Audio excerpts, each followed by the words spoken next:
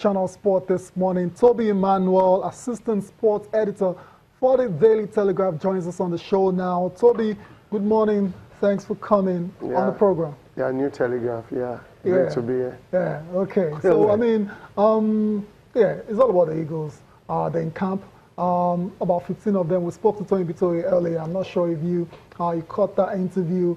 I mean, what do you make of this new, mentality and attitude to buy the Super Eagles players? No, it's been fantastic since Genatra took over as the Super Eagles coach. A lot of them want to also make an impression. A discipline has come. In the past, we used to have players who just stroll into the camp because they know they will start the match. But now you don't even know the starting lineup of the coaching crew until Genatra came on board. Things were done differently. But it's a good thing they are in camp, even though the match is inconsequential. But it's a preparation towards the World Cup, because a lot of countries, even those that have qualified, Germany, England, and other countries are playing top Brazil, playing top friendly matches. So it's good for us to see what happens if Ojo Ighalo is not playing. What happens if Onazi is not playing? What happens if Balogun is not playing? We've known what will happen now when Akpe is not there, and when let's say what Ezinwa is not around. Because when Kali came making, there was panic everywhere. Akpe stepped in. Now Akpe was injured.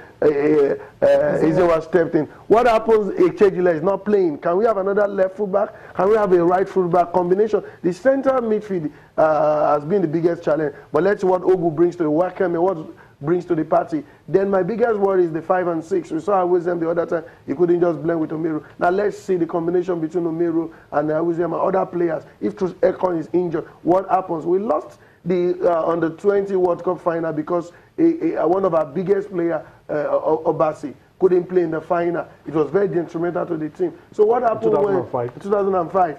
Also, we saw even at the World Cup 1994 when Amakacha and Amunike were injured. So what happened? Last World Cup when Onazi was injured. Even Babatunde Michael. So even the last match when Onazi was injured, we saw the struggle in the midfield there. Yeah. So those are the things, the essence of these qualifiers and the friendly match. Let's see alternative that Roy is going to bring on. Wait, let me ask you how good they are. Yes, how good they are. Let me ask you quickly. I have another question, but since you brought that up, it doesn't matter to you if we lose against Algeria. No, it matters to me because the psychology of the team and the morale, because winning brings confidence. Yeah. You also bring that element of I can do it. And the second players, they might be used. We also want to win to prove a point to Nigeria that even if you are still making changes, you have to win. That's what you're saying. So definitely, I think, and it's also good if we win. It also enhances our ranking for the draws that will be coming up. So it's not a dead rubber to me. It's a game that if, God forbid, Ezewa keeps and it concedes 6 goals, Nigerians will be alarmed. Even you and I will say, so we don't have a goalkeeper in Ezewa. If Iyena short of strike and he misses so many chances, he's going to disrupt his chances of making the team. Those are the things. Ahmed Musa, a lot of people have been clamoring for his inclusion. Why? A lot of people have been questioning his inclusion in the team. Now let him come. This experience that the Super Eagles coaching crew said he brings to the team. Let us see what they can do, and that's the essence of those matches. Would you want? Well, it's not possible anymore to call up players. But are you worried with the injuries? Those players on standby have been drafted in. I mean, a lot of injuries, but those injuries in key areas, do they worry you? No. For me, it's a blessing in disguise. Because when you're talking about the World Cup, we are playing against the best team in the world. So what happens if 1 or 2 of those players got injured? Like in the match we lost against South Africa, we saw the absence of Mikel. We saw the absence of Ighalo. We saw the absence of Moses. Even Leo Balogun. So, and we started having, Nigeria started panicking. Now this, we know that whether you like it or not, Roy said he has about 15 of his players already for the World Cup. He's just trying to make around 7 or 8 to make up the team. So we know that Ojo Ighalo, when you are playing against a physical team, Ojo Ighalo will strike for you. When you play against a slicker team, you need Iheanacho. You need players who can, Moses Simon. Those are some of the sure bets in the team, unless last-minute injuries. So it's a good one. for the coaching crew to also assess this player and not just to come and make up the numbers and not be bench warmers, even in the national team. You can be bench warmer in your clubs and you might not, because a lot of factors can contribute to that. Yeah. But in the national team, you must come and play and justify your inclusion in the national team. Okay, so far so good. You have to say the approach to this game has been good. The players turning up early, taking it really seriously. But you know, the result can go either ways. It could be a win, it could be a loss. That shouldn't be a drama. I don't see us losing that game. Okay. I don't see us losing for the pride. Oh, okay. Okay. No, let's start. Let's take it one game at a time, right? Argentina is always a grudge match, whether we like it or not. But it's always beautiful. It's been beautiful. The last time they came to Nigeria, when one of the brewery company brought them to this country in Abuja, it was a great match. We defeated them. But when we went to Bangladesh, they defeated us 3-1. So, but it's a good one. Let's see what happen after the Algeria match. Oh, okay. Before we leave the Super Eagles, I have a tweet from Silas and Sabo. You're saying this match is going to be a very huge test for the Eagles as the World Cup is close. Seriousness and close attention from Ghana is very important. So that's it for the Super Eagles. We will definitely continue to update you on that situation. Yeah, in days to come. Yeah. Before, managerial situation, there's an update now. We hear David Moyes just been confirmed as coach of West Ham. Swift movement. I mean, I was thinking it was going to be after. I said before the end of the show. After the international break. I mean, I thought they would let it rest, but then they went straight for the man. Well, it's a dicey situation because West Ham are struggling already, and it's just unfortunate Bilic was sacked. A lot of us saw it coming because they bought players. They did fantastic well in the transfer season, and they had great players. But for Moyes, it's an opportunity for him to tell the world and show to the world that he still has it up there. He can bring that fantastic run he did at Everton, even though he didn't have a fantastic time at Man U. But it's good. He is back to the EPL. Managers go and they come. It's an opportunity for him to show what he can do.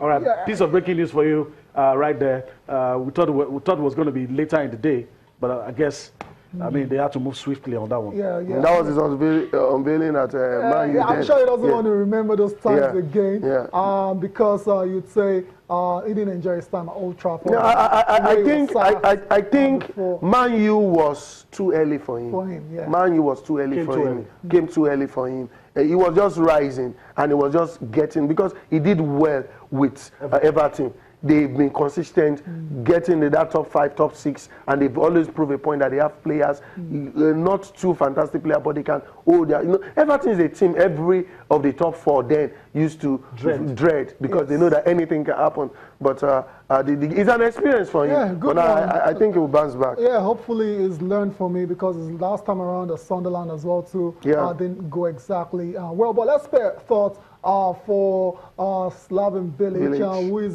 somewhat of a legend for West Ham, but he's been sacked because his performances this season have been really, really, really bad. But his overall record for West Ham is quite decent, Toby. If you look at it, he played 87 games in total for West Ham United. They won 30 of those games, 26 draws, and 31 losses.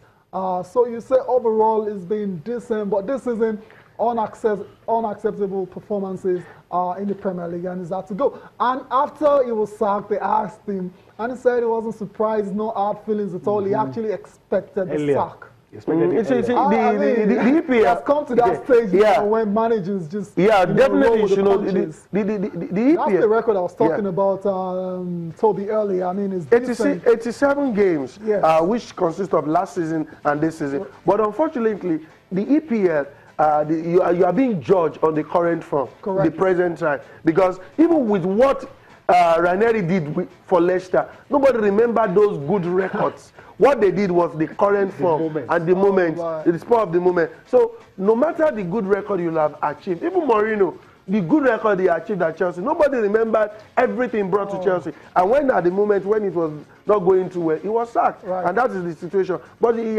is taking it in good faith. Yes. I see him bouncing back because he's a good coach. Yes, he is. He's a good coach.